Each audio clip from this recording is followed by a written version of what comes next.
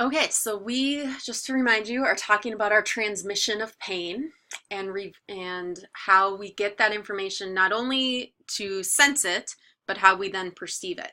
And so just to review, remember that nociceptive and thermal signals travel on the A delta and C fibers. They only travel on those two types of fibers. Okay, and that's going to become important as we start talking about pain control. But eventually that needs to get to the brain to processing. And so second order neurons are the inner neurons, like we talked about with the polysynaptic, that are going to take that signal onward and upward. And these inner neurons, these second order neurons, don't just transmit pain. They transmit non-painful stimuli as well. They're essentially highways. Anything can kind of travel on it. But this is how pain is going to get up to the brain.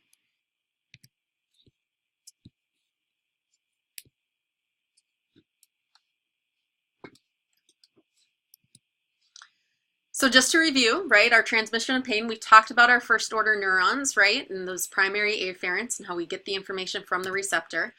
Now we're on to the second order neurons, which are going to carry that information up what we call an ascending pathway. That means the stimulation is coming distally and we're going to ascend up to the brain. That should be the spinal thoracic tract. There should be an S there. So it's going to travel along the spinal cord, either the spinal thoracic track or the spinal parabrachial track. Both essentially get you to similar places, slightly different perception of pain. We'll talk about that in a minute. But eventually to the brain, and specifically to the thalamus of the brain. And this is all done with what we call inner neurons. So they're essentially just generic nerve fibers. They have dendrites, they have a cell body, they have an axon, and they're just meant to send whatever signal they're stimulated with up into the spinal cord. So just kind of review that picture that we saw. This was our polysynaptic picture, right, showing us how we got reflexes. But I also said that we had this other inner neuron here that would eventually send the signal up to the brain, okay? And for that signal to happen, we actually get the crossing of the spinal cord. So you've probably heard, right, that like if you have an injury to one side of your brain, the other side of your body gets affected, like strokes.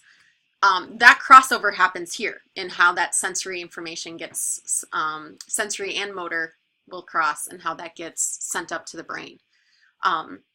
So it crosses the midline of the spinal cord to the specific ascending tract. So again, either the spinal thoracic, which is what we see here, or the spinal parabrachial. The spinal thoracic, the one that we have in the picture here, we're talking about this white second order neuron now, this inner neuron that's going to transfer up that track, which is essentially just a highway. It's just a myelinated, supported area that allows the signal to go relatively quickly. And what we're seeing here is this is through the spinal cord, and eventually we get up to the brainstem, to the medulla oblongata, to the mesocephalin, and eventually up to the thalamus of the brain.